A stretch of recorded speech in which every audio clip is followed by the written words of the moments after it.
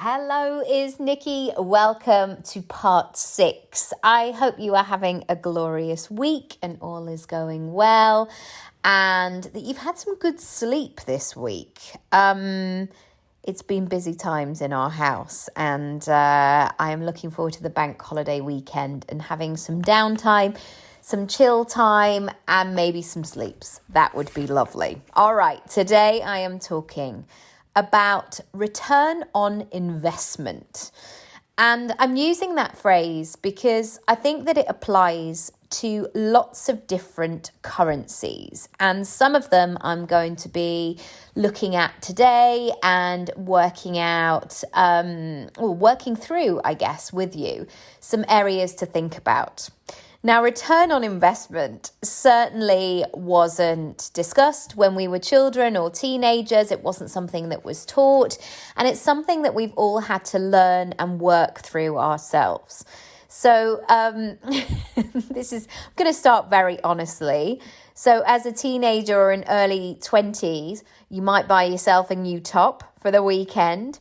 And the return on investment might be that you get a cheeky snog at the end of that Saturday night out, whatever that might be.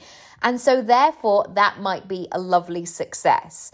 But I do believe that we've moved on from just buying a brand new top on a Saturday and we're exploring new areas. And I wanted to discuss this because it's really changed over the last 10 years. I've been delving deeper into this conversation about success and what success means and the definition and what your version is, and really going into detail around that. And the return on the investment conversation is basically exploring what you are putting out and what you are getting back. Now, the beginning of this may be a conversation where you're like, oh gosh, this is an unusual one, Nikki, because I'm so used to giving, I don't expect anything in return.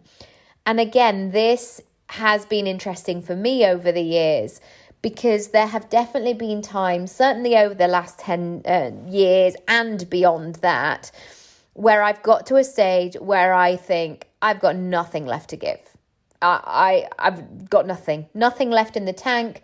I feel burnt out. I feel uninspired, and that's it for now.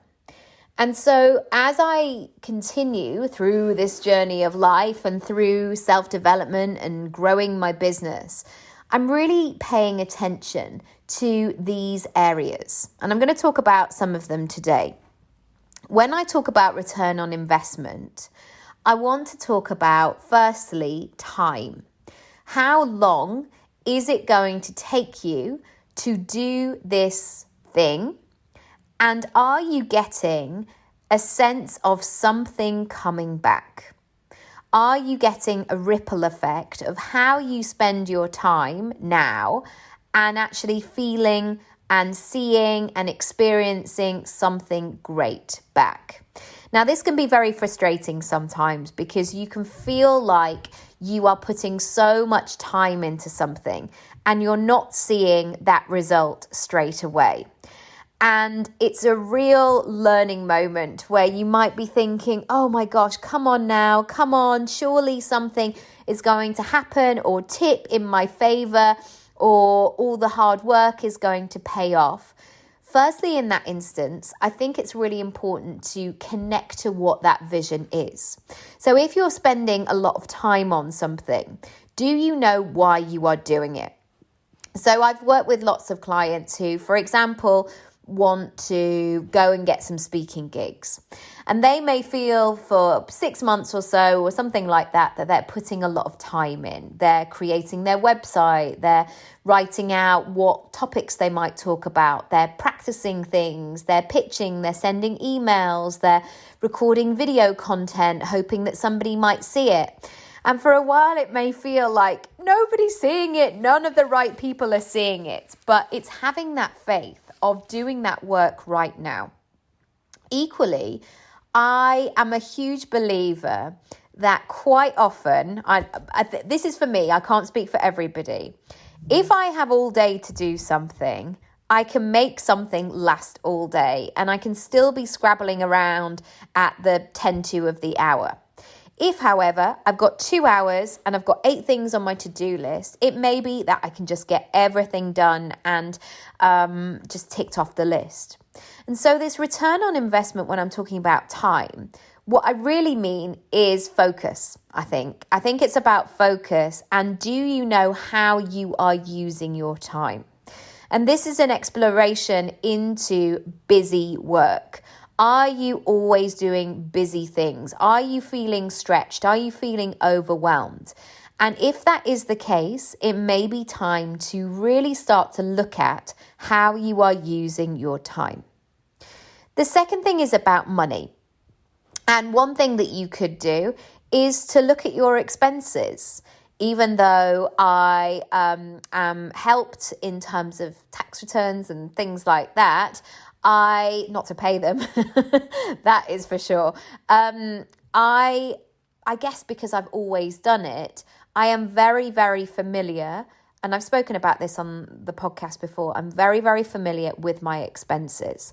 I know pretty much to the pound what my expenses are, where I'm spending money. It's very, very rare that I get surprises in my account now, because I have taught myself to be meticulous, and this isn't from a kind of grabby, like, I need all the money in my bank account. No, this is from a discernment point of view, of really understanding and taking care of my money. Now, when I talk about return on investment in terms of money, this is very personal. And so, for example, if you looked at somebody else's bank account and maybe you saw what somebody else spent on certain things, you might think, wow, gosh, that's a lot of money. That's a lot of money to spend on that particular thing. But we all have a different set of circumstances. For example, one thing that I often think is a complete waste of money, and this is my opinion just to kind of share the point, is buying sandwiches. And you know the sandwiches that I mean. Like, I'm not talking like the fancy kind of deli ones that have just been handmade and somebody's sliced it up beautifully.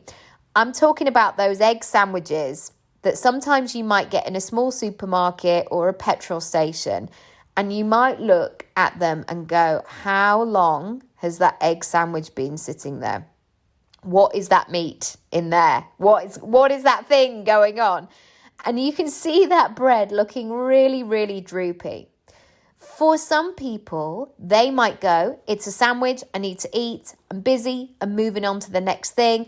And eating for them is just something that they need to do to stay alive throughout the day.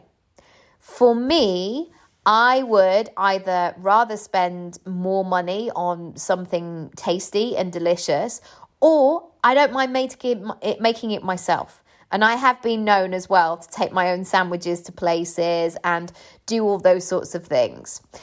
And this is a really interesting, example, I guess, of what is your relationship with your expenses. And I'm not saying sandwiches are expenses, or sometimes they might be. I'm not getting into kind of tax ground here. But one thing to consider in terms of your return on investment is that it isn't anything to do with anybody else. It's to do with what feels good for you. And I'm saying mentally, but also I'm saying financially as well, and making it make sense. So I want you to, go through your bank account and really notice what you are spending money on, and make sure that you are getting the return on the investment that you envisaged. And if you have got loads of subscriptions or things that you might only be paying a couple of quid every single month, and you're maybe not getting the results or the thing, or you're wanting something else in your business, pay attention to that and do something about it. Thirdly, your energy. Your return on your investment is that you want to feel expansive and good and vibrant and joyful and all of those things. And again, it's really important as a sort of checkpoint to really notice how you feel. My mum talks about this excellent scenario where she can work out, I don't know if she's doing it when she sees people, does somebody give you heat, as in are they a radiator or are they a drain? Does somebody take all of your energy? And this is something that can be thought about in terms of projects or clients or commitments or journeys or assignments or communication or your terms and conditions, whatever it might be. Pay attention to your energy. Are you really showing up as that full person that you want to be? And if something is starting to squeak or beep, metaphorically, or fall off, or just start to you can just feel that inconsistency, take a moment and ask yourself, what do you need? Where do you need to put some money in, or some time, or attention, or step back, or get some support so things run smoothly? Number 4, and this is the final point for today. Do you have the return on the investment in terms of your headspace? And we can define this in many different ways: mental health, capacity, clarity, headspace, as I mentioned, your to-do list. There are lots of different ways we can define this. But what I'm talking about is that reciprocity, that sense that you are giving time and thought and effort, and you get something in response to that. There's nothing worse than that feeling where maybe, and I don't necessarily do this anymore because I know that I like to communicate clearly and communicate early and just do what I need to do. Before, I used to get so scared about awkward conversations, or I didn't want to offend anybody. I wanted to be a nice person. But now I try and nip things in the bud immediately because I know that my personality type is that I take things on. I can easily let things fall in unless I deal with them, and they keep me awake at night, or I'll wake up thinking about them in the morning. And I don't want that. My return on investment is that I want to show up to the best of my ability. I want to have a nice time. I want to have a lovely life, etc. And so when I think about the headspace, I make sure that I have the process in mind and front and center of mind. So, for example, now, I don't want to be holding headspace and thoughts that could be resolved in an email.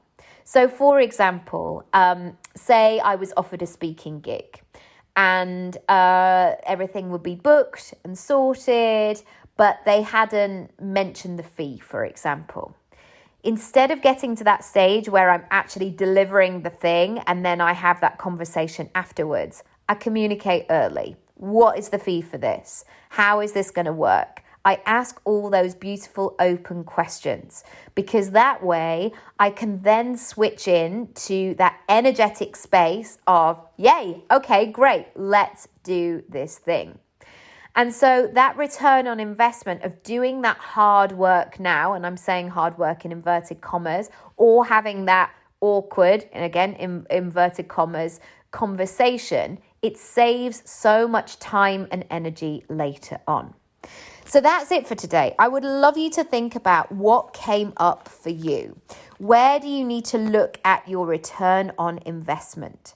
And maybe there's something that you want to take away from today's episode, and you might get to the stage where you're like, okay, this thing that I want to do, it's not happened yet. Why is that the case? Okay, so what do I need to do? I need to schedule some time on this. I need to commit some time and some support to this, and maybe I need to throw some money at this. You will know yourself all sorts of things that you need to do. As I've mentioned before, I would love, love, love to support you, to help you, and to be part of your next part of your journey. So if there's anything that I can help you with, do book a pick and mix session. All the details at nikiraby.com/session. Also, you can go to my freebies page. There's lots of goodies there too. All right, I am sending lots and lots of love, and I will speak to you very soon. Bye.